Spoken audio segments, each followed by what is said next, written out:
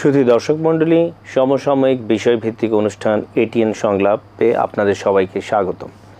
আমাদের আজকের বিষয় অন্তর্বর্তী সরকার এবং সমসাময়িক রাজনীতি। আমরা জানি যে অন্তর্বর্তী সরকার তাদের যেই কার্যকাল সেটা বেশ 3 মাসের অধিক সময় অতিক্রান্ত করেছে, কিন্তু প্রতিদিনই রাজনৈতিক মাঠে আমরা বিভিন্ন ধরনের আলাপ আলোচনা এবং মেরুকরণ এই জায়গাগুলো দেখছি। এই বিষয়গুলো নিয়ে আলোচনা করার জন্য আজকে আমাদের স্টুডিওতে রয়েছেন জনাব শহীদুল ইসলাম বাবুল, সাধারণ সম্পাদক, বাংলাদেশ জাতীয়তাবাদী কৃষক দল। এছাড়াও আমাদের সাথে রয়েছেন professor doctor AKM Matinur Rahman, লোক প্রশাসন বিভাগ, ইসলামী বিশ্ববিদ্যালয়, কুষ্টিয়া। আমাদের সাথে অনলাইনে যুক্ত হয়েছেন প্রফেসর ডক্টর মোহাম্মদ আদিল হাসান চৌধুরী, নৃবিজ্ঞান বিভাগ, রাজশাহী বিশ্ববিদ্যালয়। এছাড়াও অনুষ্ঠানটি ফেসবুক পেজে সরাসরি দেখতে ক্লিক করুন facebook.com/ATN বাংলা অনলাইনে। আমরা প্রথমেই শুরু করব প্রফেসর মতিনুর রহমান আপনাকে নিয়ে। এই যে আমাদের অন্তর্বর্তী সরকারের কার্যকাল, এবং আমরা জানি যে একটা গণ অভ্যুত্থানের মধ্য দিয়ে ছাত্র জনতার আন্দোলনের মাধ্যমে এই সরকার প্রতিষ্ঠা হয়েছে এবং অনেকেরই বিভিন্ন ধরনের আশা আকাঙ্ক্ষা রয়েছে এই সরকারকে ঘিরে। একই সাথে আমরা জানি যে দীর্ঘদিন নির্বাচনকে কেন্দ্র করে বিভিন্ন ধরনের কথা রয়েছে, আলাপ আলোচনা রয়েছে। জনগণের যেই সরকার, তার হাতেও প্রয়োজন রয়েছে একটা নির্দিষ্ট সময় পরে শাসন ক্ষমতা অর্পণ করার বিষয়টি। এই সার্বিক পরিস্থিতিটাকে আপনি কিভাবে দেখছেন? ধন্যবাদ সাবের, আপনাকে এবং আমার সাথে বিজ্ঞ আলোচকবৃন্দ, সম্মানিত দর্শকবৃন্দ, সবাইকে শুভেচ্ছা জানিয়ে আপনার প্রশ্নের উত্তরে যাই। আমি অন্তর্বর্তীকালীন সরকার, এই সরকারকে যদি ডিফাইন করতে হয় তাহলে একটা সরকার ছিল, সেটা চলে গেছে, আরেকটি সরকার আসবে, এর মাঝে যে সরকার, এটিকে মিন করা হয় অন্তর্বর্তী ইন্টারিম গভর্নমেন্ট। এখন ইন্টারিম গভর্নমেন্ট তো আপনার এই যে জনগণের প্রত্যক্ষ ভোটে নির্বাচিত যে টেনিওর আমাদের সংবিধানে যেটি আছে 5 বছরের জন্য, সেটি নয়। কিন্তু বাস্তবতা হচ্ছে যে দীর্ঘ 17 বছর 9 মাস প্রায় একটি ফ্যাসিস্ট সরকার বাংলাদেশের রাষ্ট্র ক্ষমতায় ছিল, এবং থাকার ফলে আপনারা দেখবেন যে সেটি হচ্ছে যে জনগণের যে রাষ্ট্র এবং জনগণ যে একটি সম্পৃক্ততা থাকবে, রাষ্ট্রের সাথে শেয়ারিং থাকবে, এখান থেকে সম্পূর্ণ রাষ্ট্র এবং জনগণ বিচ্ছিন্ন ছিল। একটি ফ্যাসিস্ট সরকারের ক্যারেক্টারের মধ্যে যে বৈশিষ্ট্য, তার মধ্যে এটি একটি। তো এখন এই অন্তর্বর্তীকালীন সরকার, এটি আসলে ছাত্র জনতা একটি আন্দোলনের ফসলের মধ্য দিয়ে তারা আসছে। আসার প্রেক্ষিতে আমরা যেটা লক্ষ্য করছি সেটি হচ্ছে প্রতিদিনই একটি দাবির বিষয়টা কিন্তু তাদের উপরে আসছে, যে একের পর এক দাবি। এখন আমি যেটা মনে করি, অন্তর্বর্তীকালীন সরকারের আসলে প্রায়োরিটি দেওয়া উচিত আসলে কোন কোন জায়গাতে। প্রথম যে জায়গাতে প্রায়োরিটি দেওয়া উচিত আমার বিবেচনায়, সেটি হচ্ছে যে এই আন্দোলন করতে গিয়ে যারা শহীদ হয়েছেন, যারা রক্ত দিয়েছেন, তাদের এবং তাদের পরিবারের প্রতি একটি সুনজর দেওয়া। পাশাপাশি যারা আহত হয়ে এখনও হাসপাতালে জীবনের মৃত্যুর সাথে যারা এখনও লড়ছেন, তাদের একটি সুস্পষ্ট তালিকা প্রকাশ করা, শহীদদের তালিকা প্রকাশ, একই সাথে যারা অসুস্থ বা যারা হাসপাতালে যারা এখন ট্রিটমেন্টে আছেন, আমার ধারণা সবাই সমপর্যায়ের সুযোগ সুবিধা পাচ্ছেন এমনটি নয়, তো সেটির তালিকা প্রকাশ করা। আর জনগণের যে এই যে নিত্যপূর্ণ দ্রব্যের যে ঊর্ধ্বগতি, এটিকে নিয়ন্ত্রণ করা। কারণ আমি জানি যে ওভারনাইট এটি হয়তো পরিবর্তন করা যাবে না, কিন্তু এই জায়গাতে সুদৃষ্টি দেওয়া। কারণ মানুষ কিন্তু স্বাভাবিকভাবে প্রত্যাশার জায়গাটা অনেক বেশি, কারণ দীর্ঘদিন মানুষ আসলে চাপে ছিল, তারা কথা বলতে পারে নাই, এবং তাদের ভিতরে এক ধরনের আশঙ্কা ছিল। ফলে তারা এখন মুক্ত, ফ্যাসিস্ট সরকার পরিবর্তনের পর এখন এই জায়গাতে প্রতিনিয়ত হয়তো তারা এই দাবিগুলোও তুলবে। পাশাপাশি আরেকটি যেটা আমি মনে করি, সেটি হচ্ছে আপনার যে প্রশ্নের যে জায়গাটা, যেটা বেশি গুরুত্বপূর্ণ, যেটা আসলে অন্তর্বর্তীকালীন সরকার এখন কতদিন থাকবেন? আমি অতি সম্প্রতি কিছু বক্তব্য শুনেছি প্রধান উপদেষ্টা সহ অন্যান্য যারা বৈষম্যবিরোধী আন্দোলনে যারা নেতৃবৃন্দ আছেন তাদের, এবং শুনেছি সেটি হচ্ছে যে একটি সরকারের টেনিওর বাংলাদেশ সংবিধান অনুযায়ী 5 বছর। তো সুতরাং আওয়ামী লীগ এই যে ফ্যাসিস্ট সরকার যে 2024 সালে যখন ভোট চুরি করে যখন ক্ষমতা আসলেন, তারা হয়তো ধারাবাহিকভাবে থাকতেন 29 সাল পর্যন্ত। এখন প্রশ্ন হচ্ছে যে 29 সাল পর্যন্ত থাকতেন, কিন্তু থাকতে পারেন নাই, তারা তো আন্দোলনের মধ্যে দিয়ে চলে যেতে বাধ্য হচ্ছে। তো সুতরাং সেটিকে যদি আমরা ধরে নিই যে আমরা 5 বছর টেনিওরে অন্তর্বর্তীকালীন সরকার থাকবেন, বা এরকম কোনো কথা যদিও প্রধান উপদেষ্টা বলেন নাই, কিন্তু একটি সরকারের যে মানে যেটি রাজনৈতিক দল বা বড় বড় রাজনৈতিক দল, বিশেষ করে বাংলাদেশ জাতীয় দল, তারা বলছেন যে নির্বাচনে একটা রোড ম্যাপ, এটি রাজনৈতিক দলের জায়গা থেকে কিন্তু বলাটা খুবই স্বাভাবিক। একটা জিনিস দেখবেন যে এখন পর্যন্ত বাংলাদেশের মানুষ কিন্তু এই 3 মাসের ভিতরে অনেক কিছু স্বাভাবিকভাবে গ্রহণ করেছে, কিন্তু আমি ব্যক্তিগতভাবে আশঙ্কা করি যে এই জায়গাতে যদি আপনার নির্বাচনের যে একটা মানে রোড ম্যাপ, এটি যদি অন্তর্বর্তীকালীন সরকারের পক্ষ থেকে না আসে, তাহলে আমার ধারণা যেমন শান্তি যেরকম বিরাজ করছে, একটা অশান্তিও কিন্তু অশান্তিও কিন্তু আসার সম্ভাবনা উড়িয়ে দিতে পারেন না। জনগণের আসলে পালসটা কি, জনগণ কি চাচ্ছে, এই সরকারের কতদিন টেনিওর হতে পারে, সংস্কারের বিষয়ে বা নির্বাচনের বিষয়ে, এখন তো আমাদের ওই ধরনের কোনো সিস্টেম চালু নেই। এই বিষয়টা কিভাবে অন্তর্বর্তী সরকারের কাছে বার্তাটা পৌঁছানো যাবে? দেখুন, আসলে জনগণকে নিয়ে যদি রাষ্ট্রযন্ত্র চিন্তা করে, তাহলে প্রতিটি সময় তো জনগণকে আসলে আপনার ইগনোর করেই চলেছে রাষ্ট্র ব্যবস্থা। কোনো কোনো সময় হয়তো কম ইগনোর হয়েছে, কখনো কখনো এটা ব্যাপকভাবে ইগনোর করা হয়েছে। তা আমি মনে করি যে জনগণকে রাষ্ট্রের সাথে সম্পৃক্ত করে রাষ্ট্র পরিচালনার যে যন্ত্র, এটি কার্যক্রম চলবে। এখন অন্তর্বর্তীকালীন সরকারের প্রতি সাধারণ মানুষের যে প্রত্যাশা, এটি কিন্তু আপনি অনেক ডেপথে গিয়ে তাদেরকে বুঝাতে পারবেন না। তারা কিন্তু প্রাত্যহিক জীবনে তারা যে সংকটের সম্মুখীন হয়, এটিকে তারা ফিল করে। ওনাদের কাছে বার্তাটা কিভাবে পৌঁছানো যেতে পারে? আমার যেটা মনে হয় সেটি হচ্ছে যে দেখুন, অন্তর্বর্তীকালীন সরকার আমার মনে হয় যে গত পরশুদিন একটি স্টেটমেন্ট দিয়েছেন প্রধান উপদেষ্টা মহোদয়। সেখানে বলেছেন যে এই সংস্কারগুলো সম্পন্ন হওয়ার পরে নির্বাচনের কথাটা আসবে। তো এর আগেও কিন্তু আমরা শুনেছি কখনো 18 মাসের কথা, বা কখনো কখনো কোনো কোনো উপদেষ্টা বলেছেন যে আগামী বছরের মাঝামাঝিতে। আসলে সুস্পষ্ট কোনো রোডম্যাপ এখন পর্যন্ত নাই। আমার মনে হয় যে এই সংস্কারের যে প্রায়োরিটি লিস্ট, এটিকে যে সংস্কারটা আপনি কি রাষ্ট্রযন্ত্রের টোটাল সংস্কার তো আপনি এই স্বল্প সময় করতে পারবেন না। আমার মনে হয় নির্বাচন এবং নির্বাচন সংক্রান্ত, অর্থাৎ জনগণ যে দীর্ঘদিন যাবৎ ভোট থেকে বঞ্চিত, এই জায়গাতে গুরুত্ব দিয়ে এটিকে সংস্কার করে যদি আপনি রাজনৈতিক দলে কিন্তু দিন শেষে রাষ্ট্রকে পরিচালনা করবেন। এখন আপনি যদি আইন শৃঙ্খলার ব্যবস্থার কথা বলেন, তাহলে দেখবেন যে আইন শৃঙ্খলা বাহিনী কিন্তু খুব স্বতঃস্ফূর্তভাবে কিন্তু ওয়ার্ক করতে পারছে, তা কিন্তু না, কারণ তার ব্যাকআপ নাই। কারণ রাজনৈতিক দলে কিন্তু ব্যাকআপটা দিতে পারে। অন্তর্বর্তীকালীন সরকারের সময় কিন্তু তারা খুব জোরে সোরে বা অ্যাক্টিভলি কাজ করতে পারছে বা করছে, আমি মনে করি না। এটা আপনি দৃশ্যমান দেখবেন। আরেকটু হচ্ছে, আমার মনে হয় যে এই কারণেই আমার এই প্রায়োরিটি লিস্টটাই, নির্বাচন যেহেতু আপনার গণতান্ত্রিক অধিকার থেকে মানুষ বঞ্চিত ছিল, সঙ্গত কারণে মানুষ চাইবে যে একটা নির্বাচনের দিকে যাওয়া এবং তার ভোটের মধ্য দিয়ে রাষ্ট্র ক্ষমতার পরিবর্তন বা রাষ্ট্র ক্ষমতায় যারা যাবেন তাদেরকে তারা নির্বাচন করবেন, এবং সেই ব্যবস্থাটি করা। কারণ এই সরকারের আপনি জনভিত্তি আছে, মানে জনগণই নিয়ে আসছে মানে আপনার আন্দোলনের মধ্য দিয়ে, কিন্তু জনগণ তো ভোট দিয়ে তো আর তাদেরকে নির্বাচন করে নাই। সুতরাং এটি কতদিন পরে, আমার মনে হয় যে সফলতা থাকতে থাকতেই আমি আশঙ্কা করছি সফলতা থাকতে থাকতেই মূলত আসলে নির্বাচনের দিকে যাও। তবে একটা কথা বলে রেখেছি, এটা না করলে একটু অস্পষ্ট থাকবে। এখানে কিন্তু কিছু অংশীজন তৈরি হচ্ছে। অংশীজন হচ্ছে, একটা হচ্ছে রাজনৈতিক দল, আরেকটু যে বৈষম্য বিরোধী আন্দোলনে যারা নেতৃত্ব দিয়েছেন তাদের।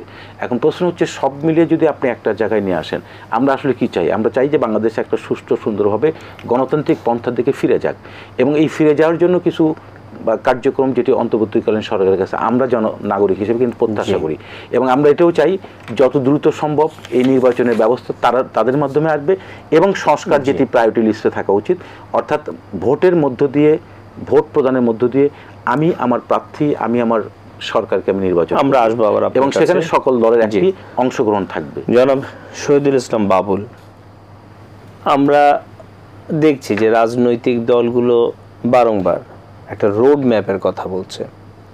কারণ নির্বাচনের জন্য রাজনৈতিক দলেরও প্রস্তুতির বিষয় রয়েছে, দীর্ঘ প্রস্তুতির বিষয় রয়েছে।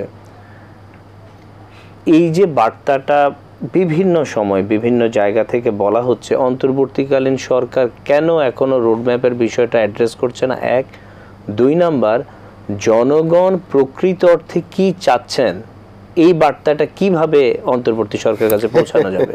শোনেন, কি বলবো, আমাদের তো আসলে সমস্যা অনেক, মানে সমস্যার পর্বত তৈরি হয়ে গেছে সত্যিকার অর্থে জাতি রাষ্ট্র হিসেবে। বিশেষ করে এই 15 বছরে সমস্যা আগেও কম বেশি ছিল না সেটা বলবো না। সেই জন্যে মানে সব কিছুতেই মানুষের একটা ভয় শঙ্কা, ঘরপোড়া গরু যেমন সিঁদুরে মেঘ দেখলে ভয় পায় আর কি, ওই একটা অবস্থা।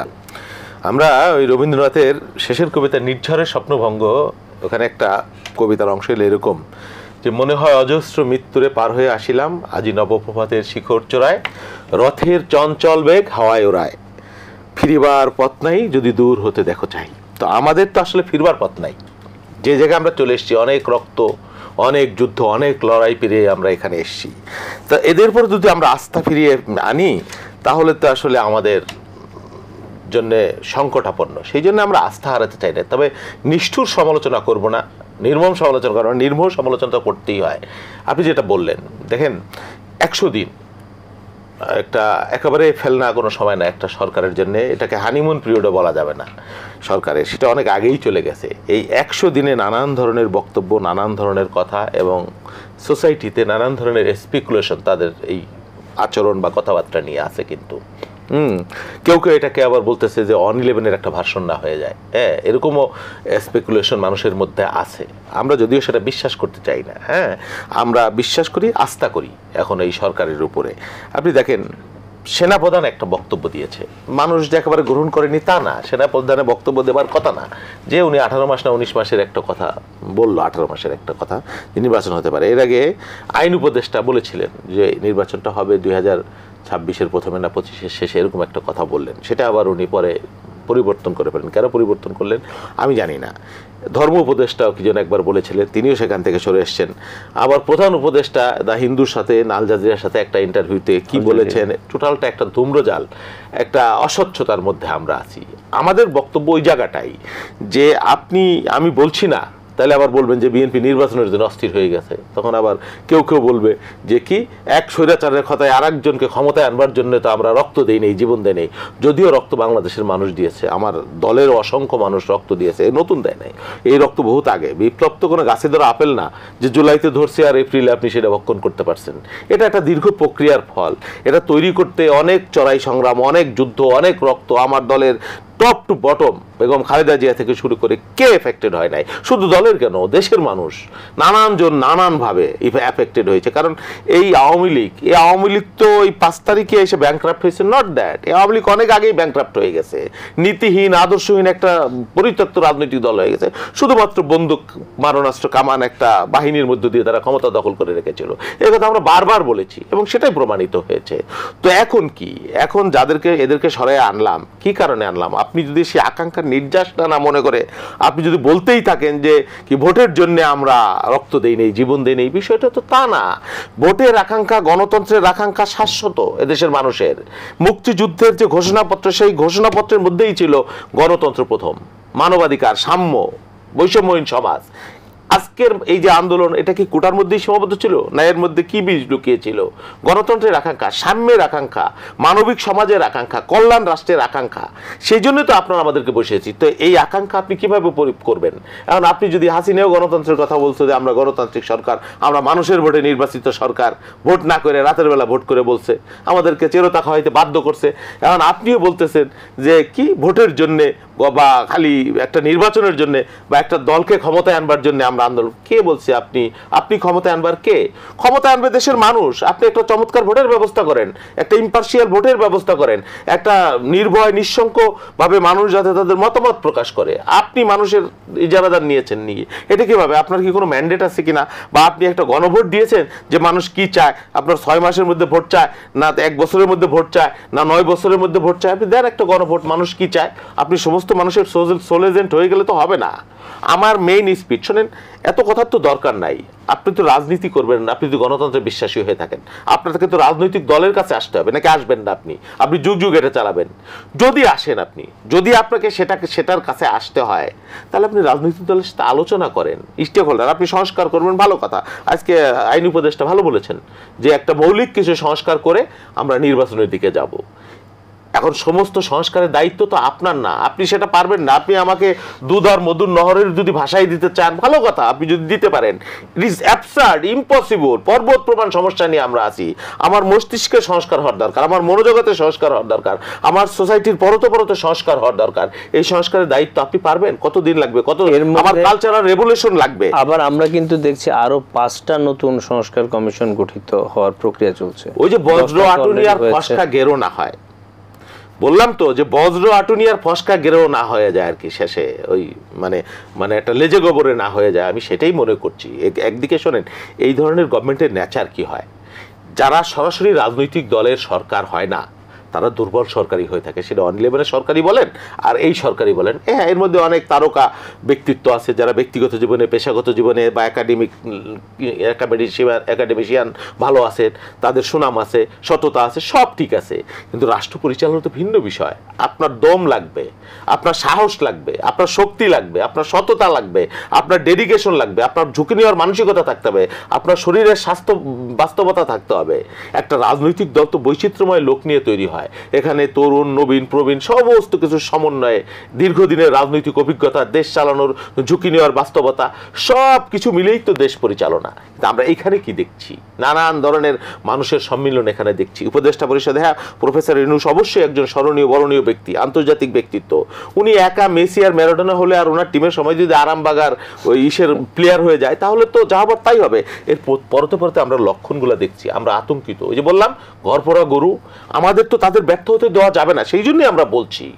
আর সবচাইতে বড় কথা, আমার এখনো কেন জানি মনে হয় যে তারা একটা কি করে ফেলে, আমি জানি না কি করবে বা কি তাদের ইন্টেনশন। নানান ধরনের মানুষ বলছে যে কি কিংস পার্টি টাটি, নানান ধরনের কেউ না আমরা তো দেখছি যে বৈষম্য বিরোধী আন্দোলনে যারা ছিলেন তারা দল গঠনের প্রক্রিয়া চালু করেছেন, শুরু না। আমি সেটা হ্যাঁ, হতে পারে তাদের মধ্যে থেকে সেই চাপ হতে পারে।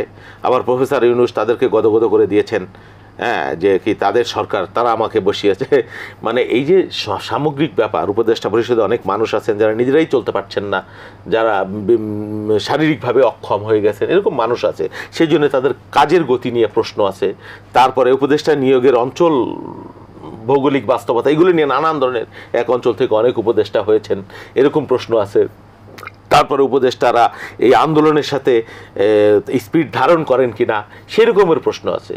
হ্যাঁ, এই সামগ্রিক ব্যাপার। আজকে আবার দেখলাম তিতুমির কলেজের ছাত্ররা সব অচল করে দিয়েছে, হাজার হাজার ছেলেরা, একটা কি মাচ্ছন্যায় শুরু হয়ে গেছে আমার মনে হচ্ছে। কেন হচ্ছে? ওই যে দুর্বলতা, সরকারের দুর্বলতা। রাজনৈতিক সরকার নাই, মনে করছে যে এখন তো ঠেলার সময়, মামাবাড়ি আগুন লাগছে, কি জানি কয় যে ঘর ভরার ভিতরে আলু পোড়া দেওয়ার একটা বাস্তবতা, এরকম একটা বাস্তবতা তৈরি হয়েছে। সেই জন্য আমরা বলছিলাম, আগে থেকেই বারবার বলছি যে আপনারা মৌলিক যে সংস্কারগুলা, নির্বাচন কেন্দ্রিক যে সংস্কারগুলা, তার সাথে সংশ্লিষ্ট যে সংস্কারগুলা, এইগুলো আপনারা দ্রুত বেগে করেন। আপনি যদি একটা শোনেন, এদেশে তো 91 সালে ভোট হয়েছে, 96 সালে ভোট হয়েছে, খুব মন্দ ভোট হয়েছে তা তো না। এখন কি সেই পরিবেশ? আমি তো মনে করি এখন যে পরিবেশ আছে ওই রকম ভোট হওয়ার সুযোগ আছে। আপনি এর চাইতে আরো যদি ডেভেলপমেন্ট করেন, আরো ভালো ভোট হওয়ার সুযোগ আছে।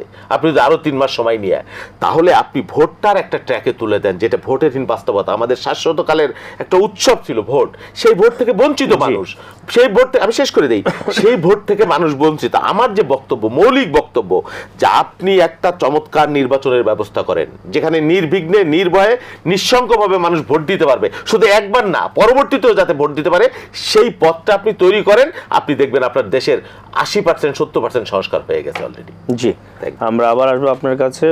প্রফেসর ডক্টর আদিল হাসান চৌধুরী, আপনি একজন শিক্ষক, একজন গবেষক, মানুষ নিয়ে আপনার কাজ।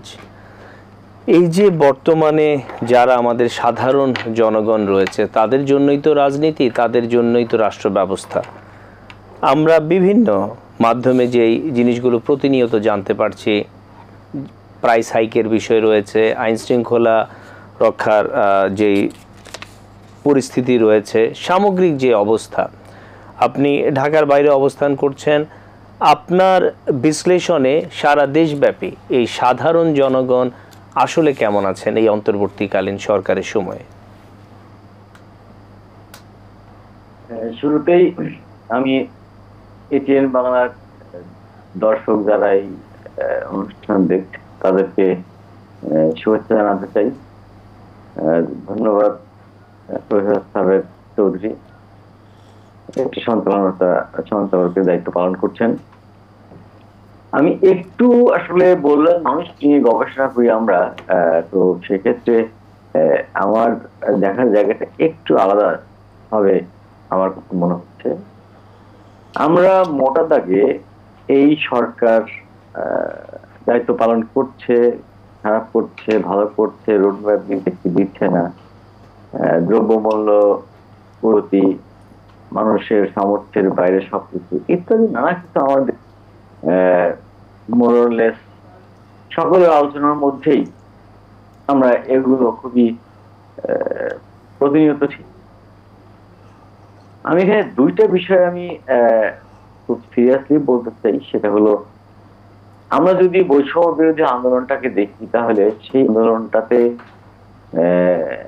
বাংলাদেশের নেতৃত্ব দিয়েছে ছাত্র জনতা, এবং আমাদের একজন আলোচক বললেন যে এটা অনেকদিন ধরে একটা প্রেক্ষাপট তৈরি হয়েছিল, যেটার ফল হিসেবে আমরা হয়তো স্বৈরাচারকে পালাতে দেখেছি। এখন আমরা এই ছাত্র জনতার আন্দোলন করে আপনি কি লক্ষ্য করে দেখবেন যে এই আন্দোলনগুলোতে সাধারণ মানুষ, একদম খেটে খাওয়া গ্রামের যে মানুষ, সেই মানুষগুলোর অংশগ্রহণ কত ছিল। আবার আজকে আমরা যে সাথে দেখছি, দেশ পরিচালনা দেখছি, সেই জায়গাটাতে আমাদের খেটে খাওয়া সাধারণ মানুষের মতামত গুলোই বা কতটুকু পাচ্ছে। আমার দেশের যে কৃষক, আমার দেশের যে শ্রমিক, সেই মানুষ যে ভয়েস, সেই কণ্ঠটা আমাদের কানে খুব বেশি। মিডিয়া ততটুকু দেখায়, হয়তো ততটুকু আমরা জানতে পারছি, কিন্তু যে সংকটের মধ্যে পড়ে আছে পুরোটা দেশ, সেটা ভয়ঙ্কর একটা অবস্থা আমি মনে করি। এখন আসা যাক আমি দ্বিতীয় প্রসঙ্গে, সেটা হলো যে স্বৈরাচারের পতন হয়েছে, অন্তর্বর্তী সরকার ক্ষমতা নিয়ে তারা সংস্কার করে দেশে একটা গণতান্ত্রিক নির্বাচন দিবে। আমরা বাংলাদেশে দীর্ঘ 15 বছরের অধিককাল সময় আওয়ামী লীগকে শাসন করতে দেখেছি। তাদের একটা ইলেকশন দেখেছি প্রথমে, আর তারপরে ইলেকশন রূপী নাটক দেখেছি, যেটা এক ধরনের ন্যারেটিভ তৈরি করার চেষ্টা চলেছে। মজার ব্যাপার হলো, যাদের গ্রামগঞ্জের সঙ্গে সম্পর্ক আছে তারা হয়তো ভালোভাবে বলতে পারবেন।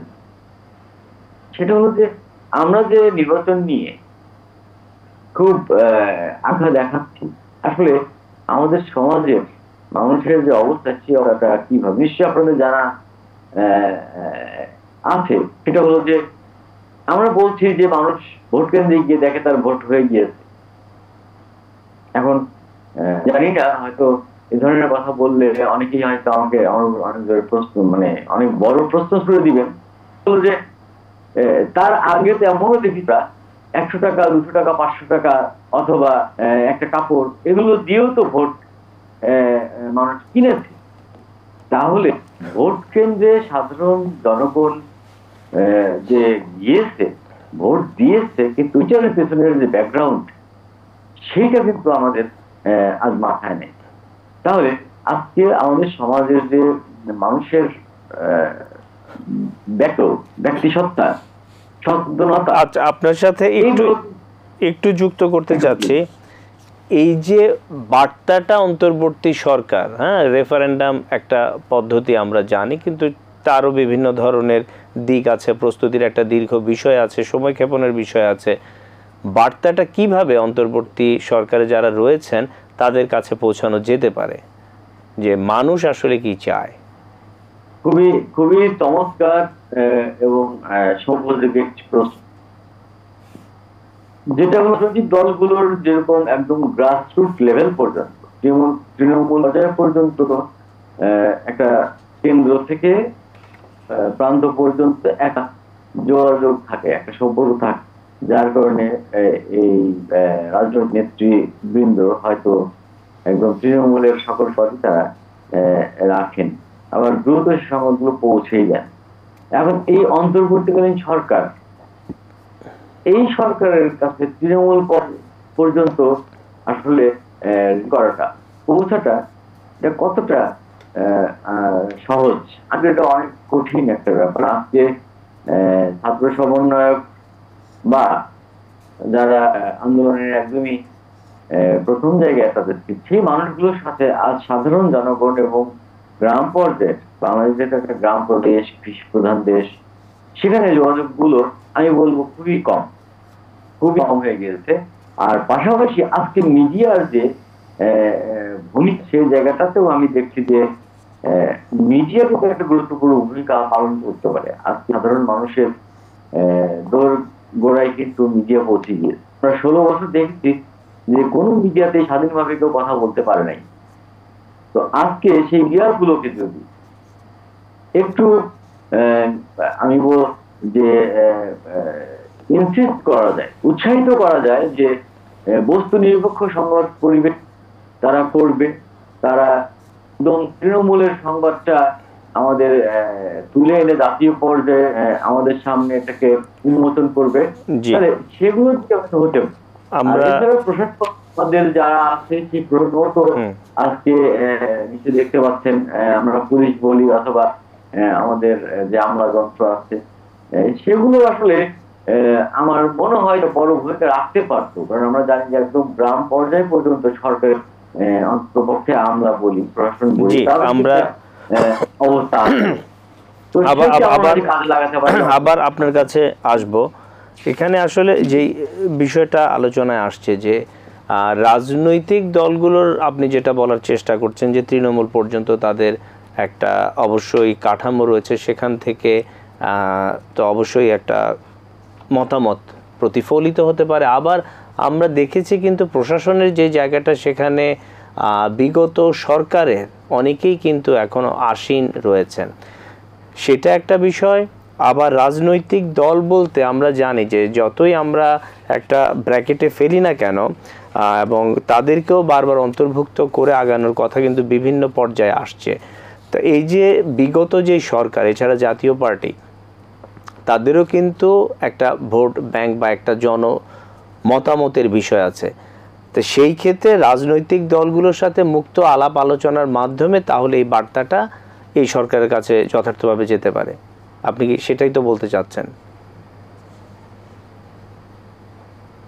এই রাজনৈতিক মাধ্যমে সরকারের কাছে কোনো দামনি করছি না, কিন্তু আমি বলছি যে অন্তর্বর্তীকালীন সরকার এটা মানুষের সরকার না।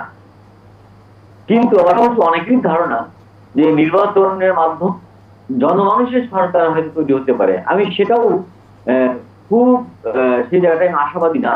আমি একটা উদাহরণ দিয়েছি, 15 বছর ভোট ছাড়া নির্বাচন হয়েছে, আর তার আর একটা ট্রেন্ড চালু হয়েছিল যে অর্থের বিনিময়ে নির্বাচন হয়েছে। তাহলে সেই কোটি কোটি টাকা অর্থায়ন করে ভোট কিনে সরকার একভাবে নির্বাচিত হয়েছে বা সরকার ফর্ম হয়েছে, সেখানে কানেক্টিভিটি আমরা চিন্তা করি, জনগণের সাথে কানেকশন থাকলেও জনগণের আসলে ইচ্ছার কতটা হয়েছে। আমরা আবার আপনার কাছে আসবো।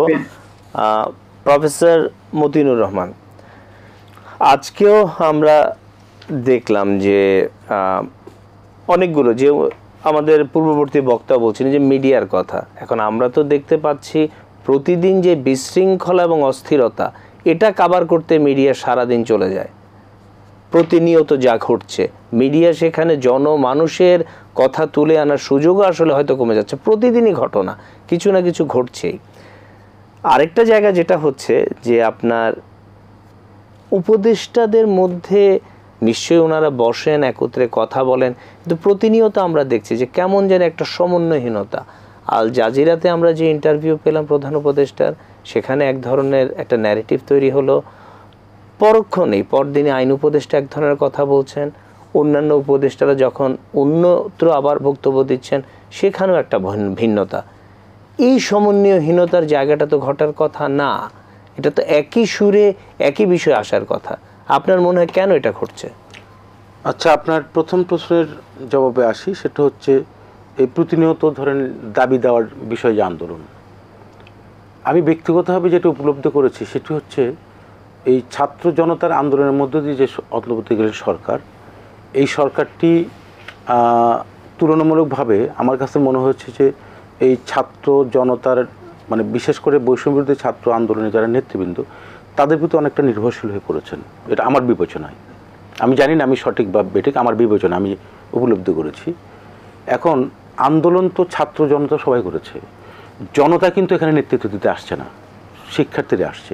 এখন শিক্ষার্থীদের সাথে শিক্ষকরা আন্দোলন করেছেন, রাইট? তো আমি যেটা মনে করি যে অন্তর্বর্তীকালীন সরকার এটি কিন্তু বলেছি যে এটা একটি অন্তর্বর্তীমূলক সরকার, যারা একটা নির্দিষ্ট সময়ের ভিতরে তাদের যে জায়গাগুলোতে তারা মানে ডিটারমিন করবেন, এটিকে কাজ করে একটি নির্বাচিত, যেটি বারবার বলা হচ্ছে সুষ্ঠু নির্বাচনের মধ্য দিয়ে রাষ্ট্র ক্ষমতার পরিবর্তন। এখন এই পরিবর্তনের মধ্যে দিয়ে সেটি প্রত্যাশিত সরকার হবে না অপ্রত্যাশিত হবে, সেটা তো পরের বিবেচনার বিষয়। আমি যেটা মনে করি যে এই যে আন্দোলনের মধ্য দিয়ে শিক্ষার্থী এবং জনতার যে পালসটি, এটি যদি রাজনৈতিক দল এবং রাজনীতিবিদরা যদি বিবেচনায় না নেন, তাহলে ভবিষ্যতে একইভাবে আপনার যেটি আশঙ্কা করা যায় যে আপনার একটা স্বৈরাচারী মনোভাব তৈরি হতে পারে। কিন্তু আমি যেটা বলছি, নির্বাচন সুষ্ঠু করে এবং যে সমস্ত জায়গায় যাতে রাষ্ট্র ক্ষমতায় যারা তারা স্বৈরাচারী হতে না পারেন, সেক্ষেত্রে কিন্তু সেই জায়গাগুলো তারা সংস্কারের একটা জায়গা তৈরি করে দিতে পারেন, যেটি পরবর্তী রাজনৈতিক দলগুলো এই মানে রিলে রেসিংয়ের মতো এই কার্যক্রমগুলো করবেন। এবং সেটি যদি না করেন, তখন তারা জনগণের কাছে জবাবদিহি হবেন। জবাবদিহির জায়গা তো আপনাকে তৈরি করতে হবে। এখন আপনি যে আন্দোলন, কারণ ওই একটি কথা আছে, শিক্ষার্থীরা আন্দোলন করলেই মানে এক ধরনের আতঙ্ক তৈরি হচ্ছে। যে আমি দেখছি যে অন্তর্বর্তীকালীন সরকারের হাতে গোনা কয়েকজন মানুষ যারা উপদেষ্টার দায়িত্ব পালন করছেন, এর আগে যেটি বাবুল বলল যে অনেকের বয়স 75 টু অ্যাবাভ প্রায় 80-র মতো। আপনি সেখানে মানুষের কিন্তু সক্ষমতার ব্যাপার আছে, শারীরিক মানসিক সব দিক থেকে। আর সবচেয়ে বড় যে মেসেজটা আপনি জনগণের কাছে কীভাবে পৌঁছাবেন, রাজনৈতিক দলের যে স্টেক হোল্ডার একেবারে তৃণমূল পর্যায়ে, তারা যে মেসেজটা যে প্রক্রিয়ার মধ্যে দিয়ে পৌঁছাতে পারেন, এটি তো অন্তর্বর্তীকালীন সরকারের সেই মানে সুযোগটা নাই। এক, আপনি সমন্বয়কারী যারা আছেন তাদের একটা লিমিটেড জায়গাতে, এবং তাদের বিচরণটা কিন্তু সব জায়গাতে না। আপনি এর আগে একটা কথা বলেছেন, সেটি হচ্ছে যে রাজনৈতিক দল গঠন করে, এই কথা আমরাও শুনেছি। আমি ব্যক্তিগত মনে করি রাজনৈতিক দল যে কেউ গঠন করতে পারে, এবং রাজনৈতিক দল গঠন করে যে রাষ্ট্র ক্ষমতায় তারা আসতে চায়, বিট করতে চায়, নির্বাচন অংশগ্রহণ করতে চায়, জনগণের ম্যান্ডেট চাই, আমি ব্যক্তিগত ওয়েলকাম করি এটাকে। কিন্তু আপনাকে একটা প্রসেসের মধ্য দিয়ে রাষ্ট্র ক্ষমতার পরিবর্তনের জায়গা আনতে হবে, যেটি ফ্যাসিস্ট সরকার 17 বছর নিজেকে কুক্ষিত করেছিলেন রাষ্ট্র ক্ষমতাটাকে। অর্থাৎ জনগণকে আপনি এম্পাওয়ার করবেন, তো জনগণই তো আপনাকে পরবর্তী পাওয়ারটা ডেলিগেট করবে। তো জনগণকে এম্পাওয়ার করার জন্য, জনগণকে অংশী করার জন্য আপনি একটি ফ্রি ফেয়ার ইলেকশন করবেন। এখন এর জন্য যে এই জন্য নির্বাচন হবে না, নির্বাচন লম্বা হবে, আপনি 5 বছর ক্ষমতা থাকবেন বা 8 বছর থাকবেন, এইটা তো এই প্রত্যাশা করে তো জনগণ, আপনি যদি আজকে ম্যান্ডেট নেন জনগণকে এই প্রত্যাশা করে আপনাকে ম্যান্ডেট দিয়েছে? দেয় নাই। বৈষম্য বিরোধী আন্দোলনের প্রথম যাত্রা শুরু হয় কোঠা সংস্কার আন্দোলন, তার পরবর্তী বৈষম্য বিরোধী আন্দোলন। তার মানে কি? তার মানে শিক্ষার্থীদের আন্দোলনটা শুধু শিক্ষার্থীরা না, কিন্তু সাধারণ জনগণ নেমেছে। কেন?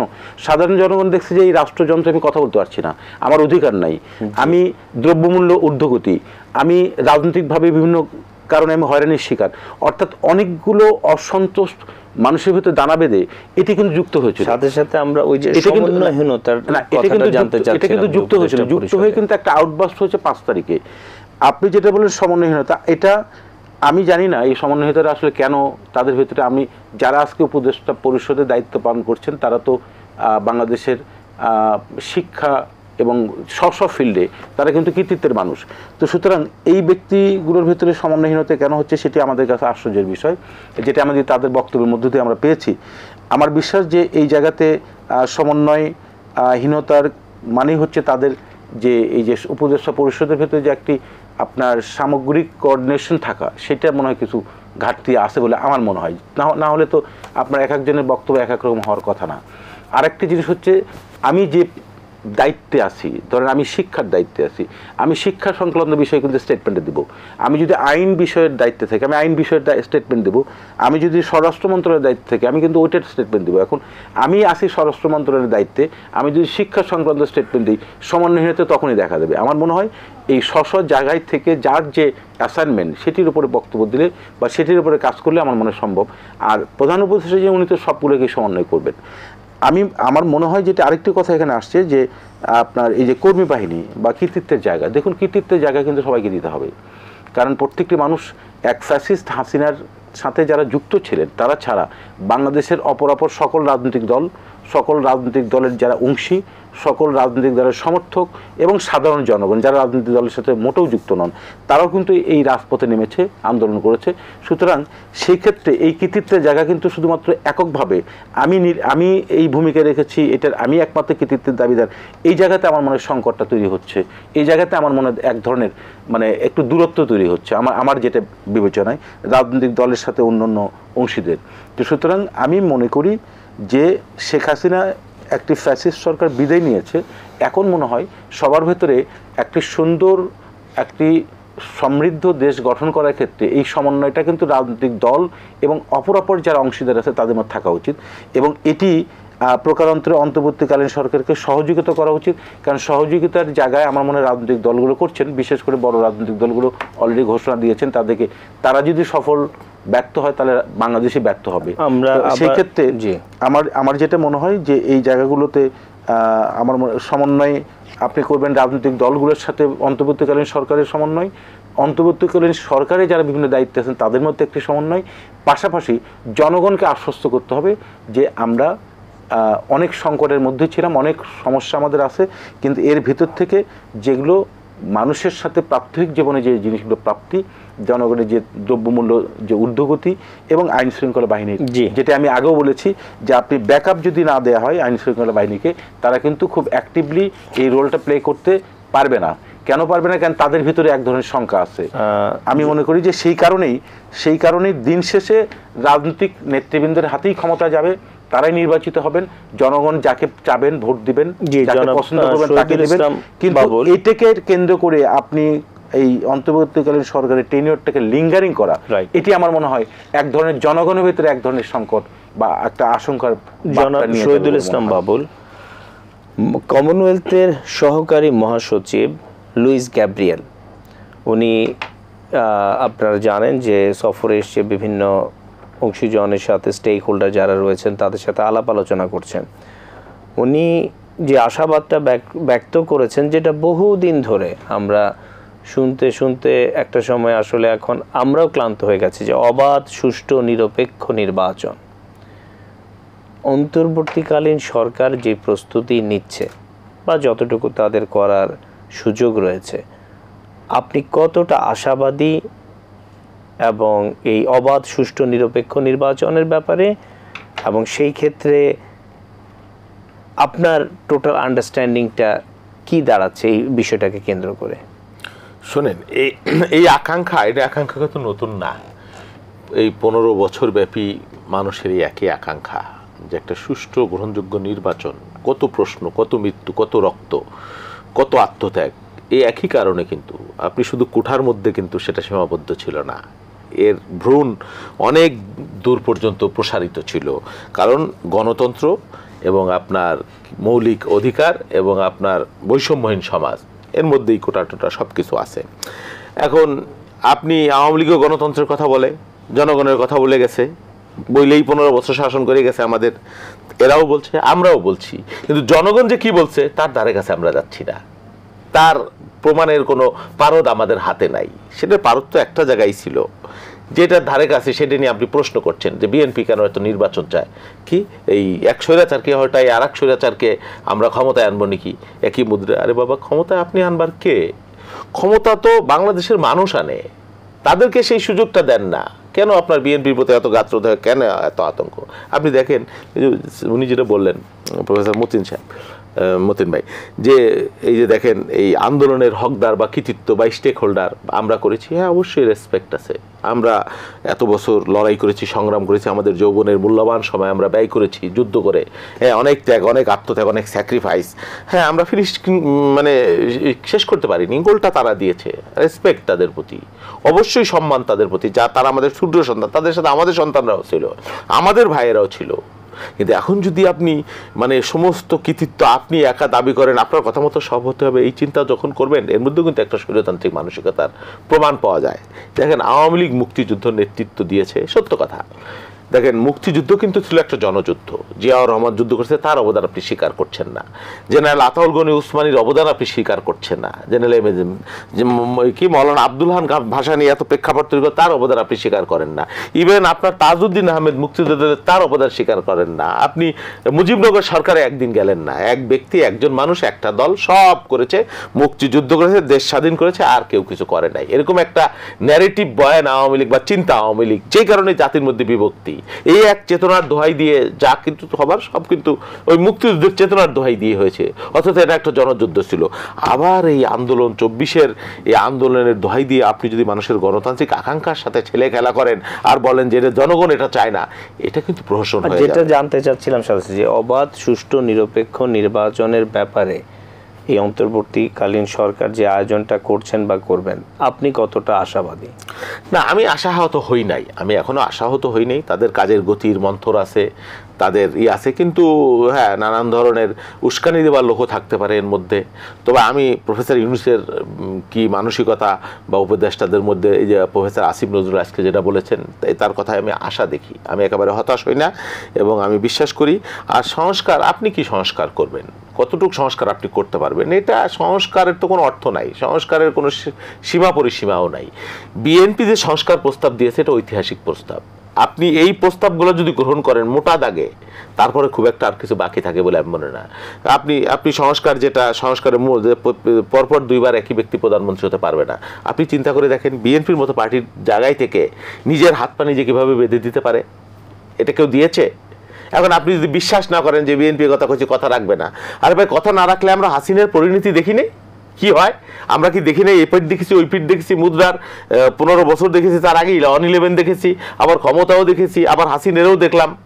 তা আমার কি আপনি কি আগের বিএনপি তার চলন বলন মতি, তার এখনকার বিএনপির মধ্যে আপনি পার্থক্য খুঁজে পাচ্ছেন না? আপনি দেখছেন না যে বিএনপির চেয়ারপারসন আজকে এই মুহূর্তে তার জন্মদিনের ওই শুরু হইলো, অথচ আমার পার্টির পক্ষ থেকে তার ভারপ্রাপ্ত চেয়ারম্যানের একেবারে মানে নোটিশ করে বলা হয়েছে যে দণ্ডনীয় অপরাধ যদি কেউ জন্মদিনের নামে উৎসব আমেজ করে।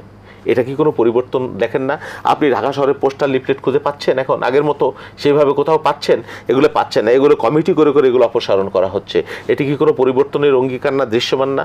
তারপরে আপনি কি সারা বাংলাদেশে যে এই পোর খাওয়া নেতাটা, যাকেও বিএনপি ক্ষমা করে নাই, তার মধ্যে আমিও আছি, হ্যাঁ, আপনি তার বিরুদ্ধে ব্যবস্থা গ্রহণ করতে কার্পণ্য করেছে, মামলা করতে কার্পণ্য করেছে।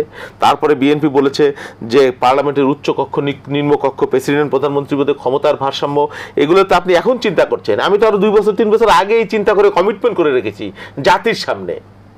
এখন আসেন, আপনারাও যদি রাজনীতি করতে চান, আবার এই নির্বাচন নিয়ে রং তামাশা করেন, ছলচাতুরি করবার চেষ্টা করেন, আমরা তো ট্রেনিং জমা দেই নেই, বাংলাদেশের মানুষ তো মরে যায় নাই না, আবার লড়াই করব কি আছে জীবনের? আমরা আমাদের জীবনের কি মূল্য আছে? এই গুম হয়ে যেতে পারতাম, মৃত্যুবরণও করতে পারতাম। মানুষের জন্য লড়াই করেছি, দেশের জন্য লড়াই করেছি, সেটা বুকে হাত দিয়ে বলতে পারি। ব্যক্তির স্বাধীনতার জন্য বা ব্যক্তির অর্থ লাভের জন্য করি নাই নিজেদের। এখন ছাত্ররা করেছে, এখন তারা যদি ওই কি বলে উপদেষ্টা পরিষদেও তাদের থাকতে হবে বিত্ত বৈভব ক্ষমতা, যদি তাদেরকে একবার পেয়ে বসে, ওই যে একটা কথা আছে যে নরমাংসের স্বাদ পাইলে মানুষের সম্বন্ধে বাঘের যে দশা হয়, আমাদের দেশে একবার ক্ষমতার চেয়ারে বসছে তার দশা একই রকম, এরকম না হয় আর কি। আচ্ছা, আরেকটা জিনিস, যে রাজনৈতিক দল হিসেবে জামাতে ইসলামী, আমরা তো বাংলাদেশ জাতীয়তাবাদী দলের অনেকগুলো প্রথম থেকে এই ক্ষমতার পালা বদলের পর থেকে আমরা দেখছি অনেকগুলো ম্যাচিউরড স্টেটমেন্ট এসছে, যেটা আসলে অনেক আশাবাদ সাধারণ জনগণের মধ্যে হয়তো জাগাচ্ছে। কিন্তু রাজনৈতিক দল হিসেবে জামাতে ইসলামীর যে রাজনৈতিক অবস্থান, এবং সেখানে আপনি কি মেসেজটা পাচ্ছেন, যে ওনারাও কি একই পজিটিভিটিতে আগাচ্ছেন বলেই তো আপনার মনে হচ্ছে? হ্যাঁ, শোনেন, জামাতে ইসলাম ভিন্ন রাজনৈতিক দল, আমরা ভিন্ন রাজনৈতিক দল, তাদের নীতি আদর্শ সেটা ভিন্ন। আমরা জামাতের পক্ষ থেকে প্রথমে এক ধরনের নির্বাচন নিয়েই তারা কিন্তু প্রথমে বিএনপি তারাও বলার চেষ্টা করছে বিএনপি নির্বাচনের জন্য ব্যতিব্যস্ত হয়ে গেছে কেন হ্যান ত্যান। পরবর্তীতে কিন্তু তারাও রিয়েলাইজ করছে, আমি তাদের বক্তব্য বা স্টেটমেন্ট পরে যেটা দেখেছি, তারাও কিন্তু এই লাইনেই আসে যে আসলে নির্বাচন ছাড়া বাংলাদেশের যে আপনি যে নৈরাজ্যের কথা বললেন বা বিশৃঙ্খলার কথা বললেন, নানান জায়গায় নানান সময়, বা সরকারের দুর্বলতার দিকগুলো বললেন, বা যারা প্রশাসনে কাজ করছে তারা কিন্তু এই রাজনৈতিক দলগুলোর দিকে, নির্বাচনের দিকেই তাকায় কাজ করবে। আপনি তাদেরকে দিয়ে তখনই কাজ করাতে পারবেন যখন তার পিছনে একটা রাজনৈতিক সরকার এবং শক্তি থাকবে, না হলে তার পূর্ণ শক্তি সে ব্যবহার করছে না, সেভাবে আমরা ব্যবহার করতে পারছি না। যেই জন্য এই বিশৃঙ্খলা নানান জায়গায় নানান ধরনের নানানভাবে, কখনো আনসার, কখনো এইভাবে, কখনো এই ছাত্ররা, এবং কখনো এই বিশৃঙ্খলাগুলো হচ্ছে। জিনিসপত্রের দাম নিয়ে এখনো মানুষ স্বস্তিতে নাই, যেটা আওয়ামী লীগের আমলে বেড়েছিল, এটা এই সরকারের কাছে মানুষ আশা করেছিল। অর্থনৈতিক ক্ষেত্রে যে বিশৃঙ্খলা, সব ক্ষেত্রে কোনো মানে সেরকম শৃঙ্খলা ফিরে আসছে না। সেই জন্যে বলছি যে একটা স্টেবল গভর্নমেন্ট, যেই গভর্নমেন্ট দেশের স্থিতিশীলতার জন্য, সার্বভৌমত্বের জন্য শক্ত আকারে দাঁড়াইতে পারবে, ভূমিকা রাখতে পারবে, ঝুঁকি নিতে পারবে। প্রফেসর ডক্টর মোহাম্মদ আদিল হাসান চৌধুরী, আমাদের দেশের সার্বিক যে অবস্থায়, সেখানে শিক্ষা প্রতিষ্ঠানগুলো একটা বড় জায়গা জুড়ে আছে। সেখানে আমরা আপনার কাছে জানতে চাইব যে বিশ্ববিদ্যালয়গুলো কেমন আছে, এই বিষয়ে যদি আপনি কিছু বলতেন এই সময়ে। ধন্যবাদ। খুবই গুরুত্বপূর্ণ একটা প্রসঙ্গ আপনি নিয়ে এসছেন। আমি আপনার এই প্রসঙ্গটাতে যাওয়ার আগে আমার পূর্বতন বিভিন্ন আলোচকের কথার প্রেক্ষিতে দুইটা বিষয় একটু বলতে চাই। আসলে আমরা কয়েকটা বিষয় আমাদের সামনে আসা খুবই জরুরি। সেটা হলো, আমরা আমাদের স্বাধীনতা নামের কথা বলছি, এবং 15 বছর ধরে বা তারও আগে থেকেই এক ব্যক্তি একভাবে মানে নেতৃত্ব, এক ব্যক্তির পক্ষেই সব ধরনের ক্রেডিট গিয়েছে, এই কথাটা আজ আমরা সবাই উচ্চারণ করছি। কিন্তু মজার ব্যাপার হলো যে পূর্ব পাকিস্তান এবং পশ্চিম পাকিস্তানের মধ্যকার যে দূরত্ব, সেই দূরত্বটা কি করে তৈরি হলো? এখানে শুধু ইন্ডিয়া ভূমিকা ছিল কিনা, পাকিস্তানের শোষণটাই শুধু একমাত্র কারণ ছিল কিনা, এখানে আমার দেশের যে ব্যবসায়ী পেটি বুর্জোয়া শ্রেণী ছিল, আমলারা ছিল, তাদের কিন্তু ভূমিকা ছিল। তারা এইটাকে দুই ভাগ হওয়ার পেছনে তাদেরও ভূমিকা ছিল। এটা কখনো পজিটিভ ভূমিকা, কখনো নেগেটিভ ভূমিকা। যাই হোক, তো এই বিষয়গুলো আমার মনে হয় যে আমাদের সামনে আছে না, শুধু দুই একটা বিষয়ই আমরা দেখতে পাই চোখে। তো সেই জায়গাটাতে আমাদের দৃষ্টি ফেরানো খুব জরুরি। দ্বিতীয় যেটা আমি বলতে চাচ্ছি যে আমরা আজকে রাজনৈতিক যে নেতৃবৃন্দের যে চাহিদা, তাদের যে বক্তব্য, আকাঙ্ক্ষা, নির্বাচন, আমরা যারা বেশিরভাগ পেশাজীবী মানুষ আছি, যারা সরাসরি রাজনীতির সাথে জড়িত না, আমাদের জায়গা থেকে আমরা এগুলোকে একটু ভাবেই দেখি। সেটা হলো যে আজকে বিএনপি বা জামাত ইসলাম বা আদার অন্যান্য যে দলগুলো আছে, ইভেন নতুন যে কিছু দল হয়েছে, তারাও নির্বাচন ঘিরে, নির্বাচনকে নিয়ে তাদের বিভিন্ন পরিকল্পনা তারা করছে।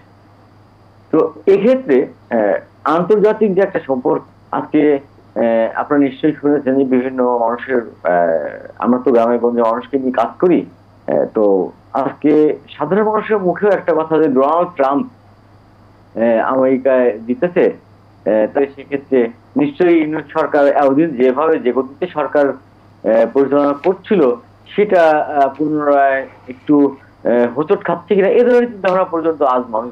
আন্তর্জাতিক সম্পর্কের বাইরে বাংলাদেশের রাজনীতি, বাংলাদেশের সংস্কার, বাংলাদেশের নির্বাচন, এগুলো নিয়ে ভাবার আসলে কতটা সুযোগ আছে, সেই বিষয়টা আমার মনে হয় যে আমাদের ভাবার প্রয়োজন। এখন প্রফেসর সাবের চৌধুরী যেটা বললেন যে শিক্ষা প্রতিষ্ঠান, খুবই ইন্টারেস্টিং। আমি একটু ভাঙ্গিকে আমার ভাবনাটা কাজ করছি ইদানিং কালে। সেটা হলো যে আমরা এখনো সেই গতানুগতিক যে রাজনৈতিক প্রক্রিয়া, সেই প্রক্রিয়া আমরা ভাবতে অভ্যস্ত হয়ে গিয়েছি, আমাদের জেনারেশন, আমাদের পূর্বতর জেনারেশন। সেটা হলো যে একটা রাজনৈতিক গোষ্ঠী মানে হলো বাংলাদেশের দুইটা পরিবার কেন্দ্রিক দল, তৃতীয় আরেকটা গোষ্ঠী আছে যারা হয়তো ধর্মীয় দল, কখনো ভারত বিরোধী দল, বা নানাভাবে তারা সামহাও পরিচিতি পাচ্ছে। কিন্তু বৈষম্য বিরোধী আন্দোলনে আপনারা লক্ষ্য করেছেন যে একদম হেজাব গাব পরা একটা মেয়ের পাশেই ওনা ছাড়া আর একটা মেয়ে জিন্স পরা টি শার্ট পরা একটা মেয়ে আন্দোলনে আছে। ইন্টারেস্টিং। আজকে একটা সময় ছাত্রদের ক্ষেত্রে দাঁড়িয়ে ছিল ধরে নেওয়া হতো শিবির, কিন্তু আজকে ইন্টারেস্টিং দেখেন দাঁড়িয়ে একটা ফ্যাশনে ফেলেছে। আজকে হিন্দু, মুসলিম, বৌদ্ধ, খ্রিস্টান, আবার এই ছাত্রদের মধ্যে কেউ আছে ধর্ম নিরপেক্ষ, কেউ আছে ধর্মের প্রতি শ্রদ্ধাশীল, চর্চার দিক থেকে শ্রদ্ধাশীল। এই বিভিন্ন ধরনের মানুষগুলো কিন্তু একসাথে মাঠে ময়দানে কাজ করেছে। আমাদের সময় শেষ হয়ে আসছে, বিশ্ববিদ্যালয়গুলো সরাসরি যদি ওই জায়গাটা একটু আমি ওইখান থেকে চলে যাচ্ছি বিশ্ববিদ্যালয়ে। তো এখন যেটা হয়েছে, বিশ্ববিদ্যালয়ে ভেতরের যে কাঠামোটা, সেখানে এতদিন যারা তা প্রদর্শন করতে পেরেছিল বা করেছে তাদের একটা অংশ নাই, তো একটা বড় অংশই এখনো রয়ে গিয়েছে, বিশেষ করে ছাত্রদের ক্ষেত্রে। ছাত্র শিক্ষক উভয়দের ক্ষেত্রে আমি দেখছি যে আসলে বড় ধরনের যে মানসিক পরিবর্তন, সামাজিক যে পরিবর্তন, সেটা প্রতিষ্ঠানের মধ্যকার পরিবেশেও সেই পরিবর্তন আসে নাই। এক ধরনের আধিপত্যবাদী চেতনার মধ্যে আমরা শিক্ষক, শিক্ষার্থী সবাই কেমন যেন এখনো অবস্থান করছি। একটা মৌলিক পরিবর্তন যেটা আমরা আশা করেছিলাম, সেই পরিবর্তনটা ঘটে নাই এবং খুব সহসা ঘটবে বলে আমার কাছে মনে হয় না। আমি জানি না যে আমাদের এই যাত্রা কোন দিকে যাচ্ছে, কোন সংকটের দিকে আমরা যাচ্ছি আবারও, আমি জানি না। তবে এটা বুঝতে যে সহজ স্বাভাবিকভাবে যে তথাকথিত ছাত্র দল, ছাত্রলীগ বা ছাত্র শিবির অথবা বিএনপি, আওয়ামী লীগ, জামাত, এই যে রাজনৈতিক দল এবং তাদের রাজনৈতিক প্রক্রিয়া, এই প্রক্রিয়ার আমরা রাজশাহী বিশ্ববিদ্যালয়ে দেখলাম যে আইন বিভাগ এবং মার্কেটিং বিভাগের মধ্যে সামান্য একটা ফুটবল খেলাকে কেন্দ্র করে ব্যাপক ভাঙচুর এবং অস্থিতিশীল অবস্থা। মাননীয় উপাচার্য দিনের পর দিন এটা নিয়ে আলোচনা করতে হচ্ছে। এই অবস্থাটা কেন? আহত হয়েছে, মাথায় 5টা সেলাইও লেগেছে একজন শিক্ষকের, যেটা মানে খুবই দুঃখজনক। আসলে এক্ষেত্রে অনেকটা হয়েছে যে যারা আওয়ামী করতো তার বাইরে আর যারা আছে এখন তারা সবাই নেতা। একটু জোরে কথা বলতে পারলেই স্কুল হোক, কলেজ হোক, ইউনিভার্সিটি হোক, ছাত্র নেতা হয়েছে। মানে তার জন্য কোনো ব্যাকগ্রাউন্ড প্রয়োজন হয় না। আজকে স্যারকে শিক্ষককে মাপ চাইতে হবে, আজকে ওই ছাত্রকে হলে রাখা যাবে না, ইত্যাদি ধরনের যে আচরণগুলো খুব দুঃখজনক। যেটা আমরা এই লড়াকু ছাত্র, তারা কয়েকদিন আগে একটা স্বৈরাচারের মানে মুখের কাছ থেকে একভাবে দেশকে ফিরিয়ে, সেই ছাত্র জনতার মধ্যে, এবং আমি শিক্ষককেও বাদ দিচ্ছি না, এই কমিউনিটি যে প্রক্রিয়া রয়েছে, এটা এই রাজশাহী ইউনিভার্সিটিতে আইন বিভাগ এবং মার্কেটিং বিভাগের শিক্ষার্থীদের মধ্যকার যে দ্বন্দ্ব, এটা আমি মনে করি আমাদের বাংলাদেশের বর্তমান যে সমাজ, সেটা দিয়ে একটা প্রতিফলন মাত্র, এর বাইরে কিছু না। যেটা আপনি গ্রামে গেলে দেখবেন যে আজকে বিএনপি, জামাত বা আরো অন্যান্য মানুষ যারা দল আছে, সেগুলোর মধ্যেও এই ধরনের টানাপোড়েন চলছে। কে কার উপর দিয়ে নেতা হবে, কে কার উপর দিয়ে আধিপত্য বিস্তার করবে, আসলে মৌলিক পরিবর্তনটা কিন্তু সেই জায়গা থেকে হয়নি। এটা ভাবতে হবে আমাদের। ধন্যবাদ আপনাকে। ধন্যবাদ প্রফেসর ডক্টর মাতিনুর রহমান। প্রাথমিকভাবে জানতে চাচ্ছি যে আপনার দৃষ্টিকোণ থেকে বিশ্ববিদ্যালয়গুলো কেমন আছে, আর যদি সেখানে সত্যিকার অর্থে যে অস্থিতিশীল অবস্থা আমরা সারা দেশের বিশ্ববিদ্যালয়গুলোতে খবর পাচ্ছি, প্রায় প্রতিটা বিশ্ববিদ্যালয়, এই বিশৃঙ্খল অবস্থায় কতটা সুষ্ঠু সুন্দর নির্বাচন করা সম্ভব? ধন্যবাদ আপনাকে। আমার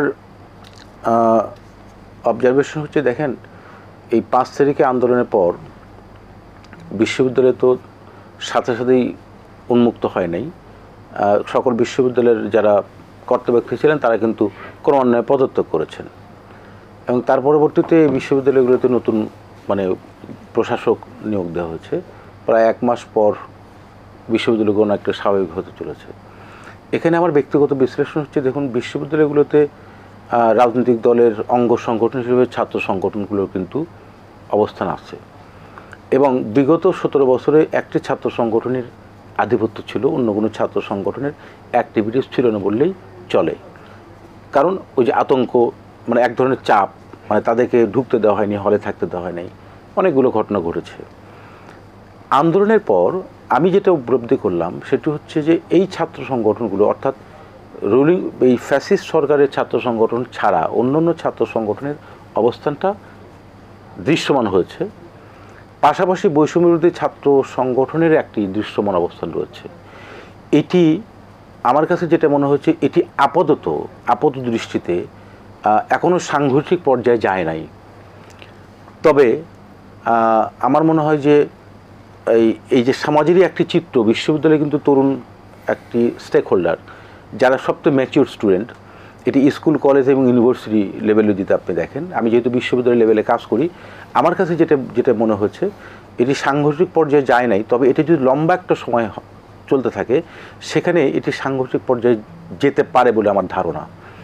কারণ এখন পর্যন্ত বিশ্ববিদ্যালয়গুলোতে বৈষম্যবিরোধী ছাত্র সংগঠন, সেখানে কিন্তু অনেকগুলো ছাত্র সংগঠনের উপস্থিতি আছে। এখানে একটু উল্লেখ করছি, আমি ইন্টারেস্টিংলি আমরা কিন্তু এটাও দেখছি যে অনেকেই আন্দোলনের সাথে সরাসরি তেমন সম্পৃক্ততা ছিল না, ওই জায়গাতে তাদের অনেকেই আবার অনেক বেশি সোচ্চার। আমি ওই জায়গাতে আসছি। সেটি হচ্ছে যে এই আন্দোলন যখন হয়েছে, তখন কেউ না কেউ মূল দায়িত্ব পালন করেছে, এরকম সহায়ক দায়িত্ব পালন করেছে, কিন্তু অপর রাজনৈতিক দলের কর্মী যারা সমর্থক, তারা কিন্তু ছিল এখানে। এখন এই মূল যে জায়গাটা, নেতৃত্বের জায়গা সেটি কিন্তু সরাসরি রাজনৈতিক দলের যে অঙ্গ সংগঠন, ছাত্র সংগঠন, তারা কিন্তু এখানে ছিল না। ফলে তাদের একটা অবয়ব আছে, এবং শুধু একটি না, মানে ফ্যাসিস্ট ওই রুলিং পার্টি ছাড়া বাদবাকি সবার অবস্থান আছে। এর সাথে নতুন একটা মাত্রা যুক্ত হয়েছে বৈষম্য ছাত্র আন্দোলনের নেতৃবৃন্দের। এটি কিন্তু এখনও পর্যন্ত বিরাজমান অবস্থায় আছে এবং একটা সৌহার্দ্যপূর্ণ সম্পর্কের মধ্যেই রয়ে গেছে। বাট মাঝে মধ্যে আমরা যেটা ফিল করছি যে এটি এখনও সাংঘর্ষিক পর্যায়ে যায় নাই। তবে যেহেতু এই জিনিসটি লম্বা সময় চলতে থাকলে বিশ্ববিদ্যালয় পরিচালনার ক্ষেত্রে প্রশাসক যারা নিয়োগপ্রাপ্ত হচ্ছেন, তারা অনেকটা বৈষম্যবিরোধী ছাত্র আন্দোলনের সমন্বয়ক যারা, তাদের উপর নির্ভরশীল হয়েছেন। ফলে অন্যান্য অপর রাজনৈতিক দলের যে অঙ্গ সংগঠন, ছাত্র সংগঠন যারা আছে, তাদের সাথে কিন্তু তাদের একটা দূরত্ব এবং এক ধরনের, মানে একটা বলা যায় যে একটা কোরিডোর চলতেছে। ফলে এটি লম্বা সময় চলতে থাকলে আমার মনে হয় একটা সাংঘর্ষিক রূপ নিতে পারে, আমি আশঙ্কা করছি। এখন সেই প্রেক্ষিতে সেখানে আপনি দেখবেন যে এরকমও দেখা যায় যে আপনার আমাদের সময় আমি এটা দিয়ে শেষ করছি। সেটি একটি চিত্র। আবার পাশাপাশি শিক্ষা প্রতিষ্ঠান, স্কুল, কলেজ যদি দেখেন, সেখানেও কিন্তু এই জায়গাগুলো রয়েছে। সেই কারণে একটি স্বাভাবিক, সুষ্ঠু এবং স্থিতিশীল পরিস্থিতি যদি আপনি অব্যাহত রাখতে চান, এবং সেখানে অপরাপর আমি তো মনে করি যে বৈষম্যবিরোধী ছাত্র আন্দোলনের সাথে যারা যুক্ত, এরা কোনো না কোনোভাবে কিন্তু কোনো রাজনৈতিক দলের অঙ্গ সংগঠনের সাথেও যুক্ত, ডিরেক্টলি হোক অথবা ইনডিরেক্টলি হোক, কিন্তু এদের মধ্যে এক ধরনের কিন্তু সমন্বয়হীনতা রয়েছে এবং একটা দূরত্ব তৈরি হয়েছে। এবং সেই দূরত্বের আউটবাস্টটা কিন্তু এখনো ঘটে নাই, কোথাও বিচ্ছিন্নভাবে ঘটে না, তা না ঘটেছে। আমার মনে হয় যে এই বিষয়গুলো যখন সিরিয়াসলি আউটবাস্ট হবে, তখন এটির প্রভাবটা কিন্তু সমাজের অন্যান্য স্তরেও চলে যাবে। সেই দৃষ্টিকোণ থেকে আমি মনে করি যে যত দ্রুত সম্ভব, আমি বারবার এই কথাটি কেন বলছি, কারণ দেখুন, আপনি যদি নির্বাচনের মধ্য দিয়ে কেউ রাষ্ট্র ক্ষমতায় জনগণ দায়িত্ব দেয়, তো সেটা তো কারো হেডেক হওয়ার কথা না। আমি যখনই হেডেক ফিল করব, তখন বুঝতে হবে যে আমার ভেতরে ইন্টেনশনটা কি। আমি কিন্তু ইন্টেনশনের দিকে যাচ্ছি। আমি এই একটা সেন্টেন্স, সংস্কার যতই করেন না কেন, আমার যে মোরাল ডিগ্রেশনটা হয়েছে এই লাস্ট 17 ইয়ার্সে, ওটি কিন্তু সমাজের প্রত্যেকটি জায়গায়, জনাব শহীদুল ইসলাম, ওইটাকে যদি আপনি রিইনস্টেট করতে চান, তাহলে এই যে সার্বিক পরিস্থিতিটা আপনি নিজে অবগত, বিশ্ববিদ্যালয় থেকে শুরু করে দেশের আনাচে কানাচে, শ্রমিকদের মধ্যে, ছাত্রদের মধ্যে, বিভিন্ন জনগোষ্ঠীর মধ্যে এই যে আন্দোলনরত অবস্থা, এই যে বিশৃঙ্খলা, এর মধ্যে এই সরকারের জন্য কতটা সম্ভব একটা সুষ্ঠু এবং সুন্দর নির্বাচন করা? সরকারের হয়তো চেষ্টা আছে, না সুষ্ঠু সুন্দর নির্বাচন করা সম্ভব। এইটার পরিবেশ যে এখন নেই তা না, কিন্তু এই সিচুয়েশনই ডিমান্ড করছে নির্বাচন। আমার মনে হচ্ছে যেটা, আপনি যেভাবেই সেটা ব্যাখ্যা করেন, যতক্ষণ পর্যন্ত নির্বাচন, ওই যে মানে কি বলে, মানে প্রসব বেদনা বলে একটা কথা আছে, মানুষ কিন্তু প্রসব বেদনায় কাতরাচ্ছে। আপনি যেভাবে এটাকে ব্যাখ্যা করেন, আপনি যতক্ষণ পর্যন্ত মানুষের কাছে না যাবেন, আমাদের 1 মিনিট সময় আছে, মানুষের কাছে না যাবেন ততক্ষণ পর্যন্ত হবে না। আমি শেষ কথা বলে দিই, আমি সময় নেব না। শোনেন, এই যে তরুণ যারা আমাদেরকে এই নেতৃত্ব দিল, গোল করে দিল, তাদের প্রতি আমাদের রেসপেক্ট। দেশ পরিচালনায় তাদেরও ভূমিকা থাকতে পারে, নির্বাচনের মধ্য দিয়েও থাকতে পারে, সেটা কোনো ব্যত্যয় নাই। আপনি তরুণদেরকে, এদের শক্তি, আপনি রাজনৈতিক দল, স্টেক হোল্ডার, সমাজের বিভিন্ন এবং প্রবীণের যে অভিজ্ঞতা এই সব মিলিয়ে নির্যাস নিয়ে আপনি যদি আগামীর রাষ্ট্র পরিচালনার জন্য একটা ব্যবস্থা এখনই না করেন, সুন্দর নির্বাচন আপনি আমি তো বারবার বলি যে নির্বাচনের ব্যবস্থা করেন, সুষ্ঠু নির্বাচন, এবং পরবর্তী নির্বাচন যাতে পথটাও সে একই রকম থাকে, কোনো সরকার যাতে সে পথটা রুদ্ধ না করতে পারে, সেটা যদি করেন আপনার সমস্যার সিংহভাগ সমাধান হয়ে যাবে ইনশাল্লাহ। এবং গণতন্ত্রের বিকল্প অধিকতর বিকল্প, এটা গবেষণা লব্ধ ব্যাপার এবং সেটাই সমাধান বলে আমি মনে করি। জি, ধন্যবাদ। শুধু দর্শক মণ্ডলী, আমরা আজকের আলোচকদের সাথে আলোচনা করে যেই জায়গাগুলো বুঝলাম যে অন্তর্বর্তীকালীন সরকারের যেই গুরুত্বের জায়গাগুলো রয়েছে, যেই সমস্যাগুলো রয়েছে, সেগুলো খুব সহজে আইডেন্টিফাই করা যাচ্ছে এবং সেগুলো খুব দ্রুত অ্যাড্রেস করা, আমাদের যেই রোড ম্যাপের কথাটা বারবার আলোচকরা বলছেন সেই বিষয়ে দৃষ্টি নিবন্ধন করা, এবং এই যে তরুণ যে জনগোষ্ঠী রয়েছে তাদেরকে আস্থা এনে বিভিন্ন গঠনমূলক কাজে তাদেরকে যদি আমরা অন্তর্ভুক্ত করতে পারি এবং তাদেরকে নির্বাচনমুখী যেই যাত্রাটা রয়েছে অন্তর্বর্তীকালীন সরকারে সেই দিকে আস্তে আস্তে ধাবিত করতে পারি, তাহলেই জনগণের যেই সরকার রয়েছে সেই সরকারের হাতে বোধহয় একটা নির্দিষ্ট সময় পরে আমরা সেই দায়িত্বভারটা হস্তান্তর করতে পারবো। সবাইকে অনেক ধন্যবাদ।